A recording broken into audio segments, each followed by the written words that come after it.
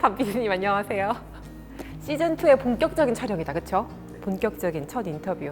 원래 우리가 현장 많이 나가기로 했는데 지금 또 코로나 때문에 조금 아쉽지만 이렇게 또 현장 대신 오늘은 예쁜 스튜디오에서 또 찍게 됐습니다.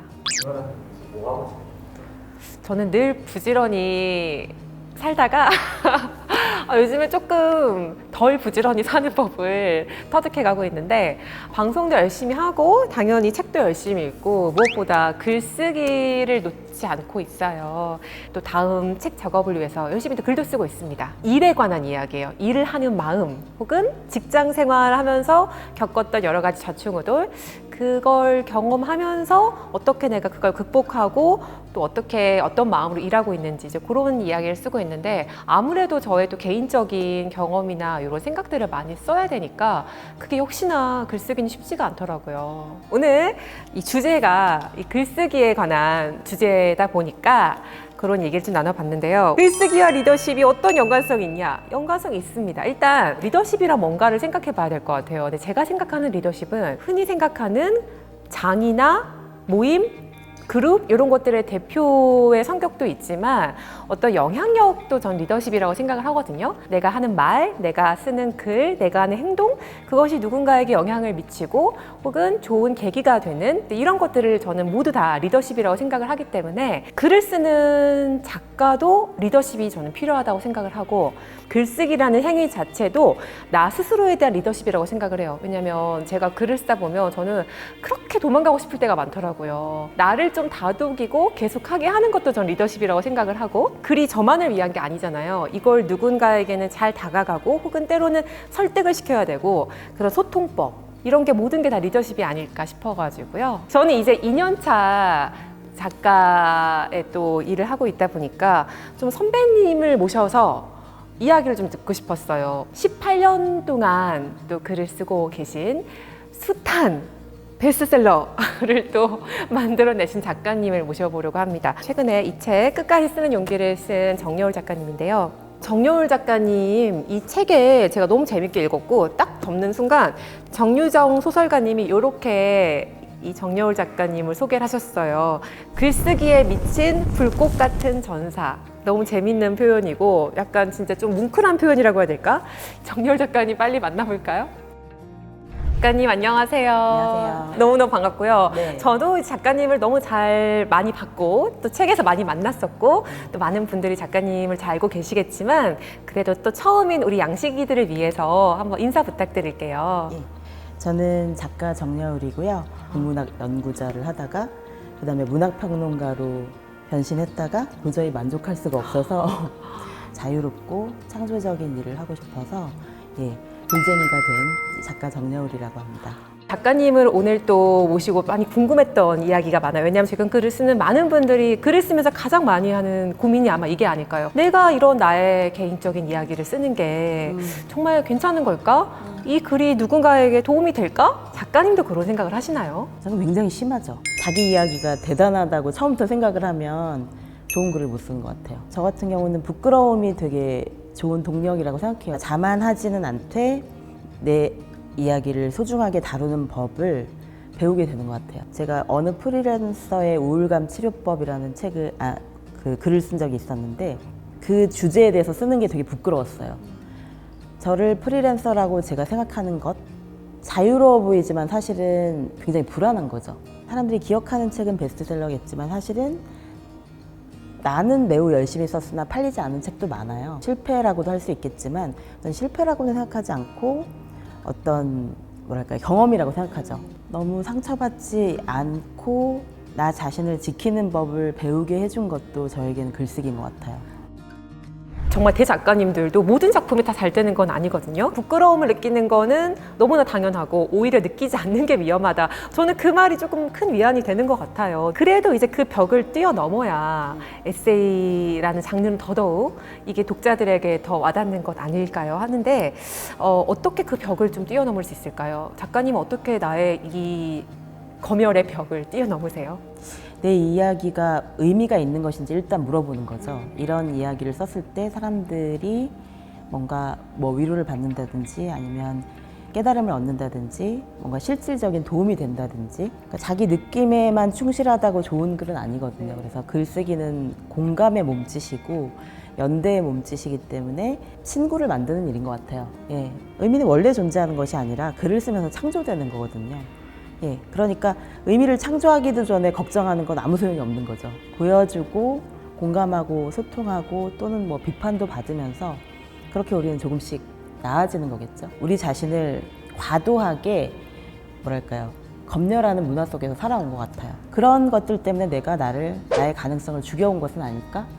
그 생각이 많이 들었어요. 그렇기 때문에 더더욱 내 한계를 뛰어넘는 글을 써야겠다는 생각을 많이 했던 것 같아요. 작가님도 이런 마음을 가지시는구나 생각했던 파트가 제목이 오해받고 비판받을 준비를 하자였는데 글을 쓴다는 것은 항상 오해받을 준비를 한다는 뜻이기도 합니다.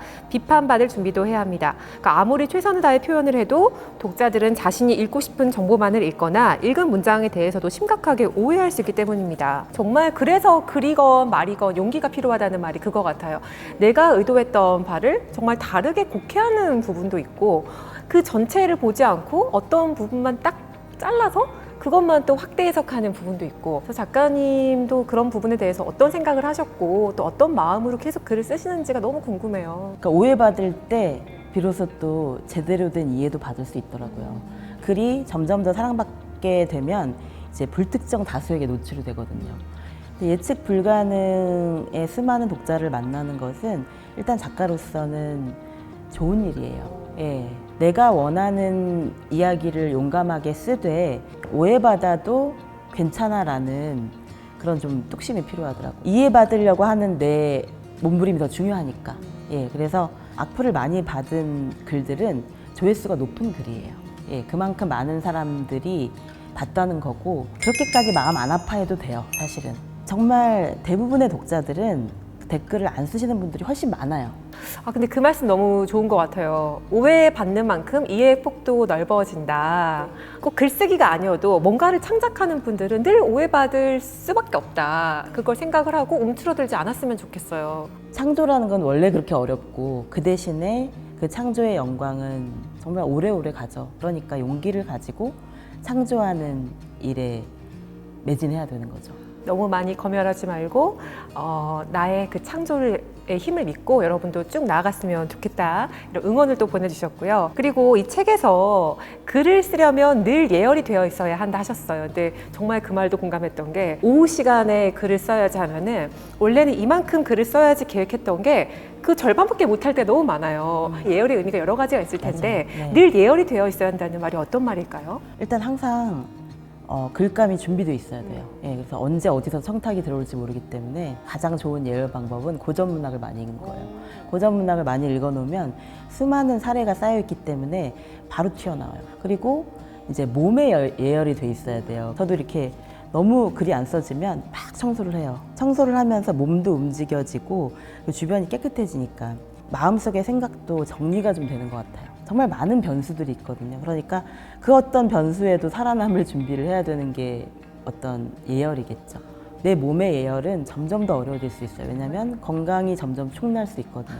아직 젊어서 모르실 거예요. 저 이미 충나서 너무 공감했어요. 지금 건강해야 되더라고요. 건강이 정말 갑자기 안 좋아질 때가 있어요. 너무 많은 에너지를 쏟아붓기 때문에 예전에 베냐민이 그런 말을 했거든요. 그러니까 작가라는 존재는 자기 인생을 불태워서 한기에 떨고 있는 타인의 몸을 데워주는 거라고. 예.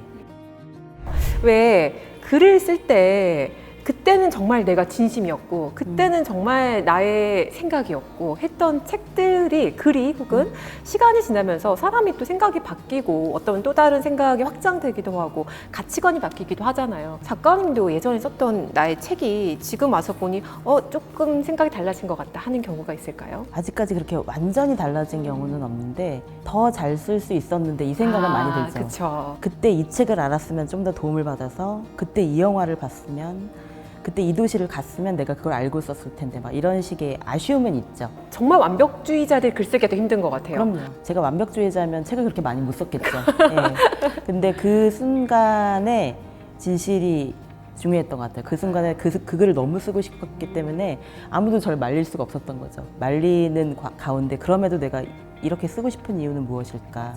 오히려 오기도 좀 생기고 뭔가 창작의 동력이 거꾸로 말리는 것 때문에 창작의 동력이 되기도 해요. 이 독서라는 것도 내가 어떤 책을 읽었을 때는 이런 점에 되게 꽂혔었는데 시간이 지나서 보니까 되게 달리 보이는 경우가 되게 많잖아요. 이 책의 하나의 예시가 또 무진기행이 그렇게 보였다라고 네. 하셨는데 그거에 대한 말씀도 잠깐 해주시면 좋을 것 같아요. 예, 무진기행뿐만이 아니라 헤르만 헤세도 그렇고 대부분의 남성 작가들이 예전에 쓴 작품들은 여성에 대한 엄청난 오해에 기반해서 그리고 여성을 굉장히 비하하는 글들이 너무 많아요. 근데 저는 그때 어렸기 때문에 어리기도 하고 그런 여성의 인권에 대한 감수성이 저도 낮았기 때문에 그냥 세상은 이런가 보다 하고 읽었던 거예요. 김승옥 작가님을 그때 되게 좋아했었는데 지금 읽어보니까 행복한 여자가 한 명도 없는 거예요.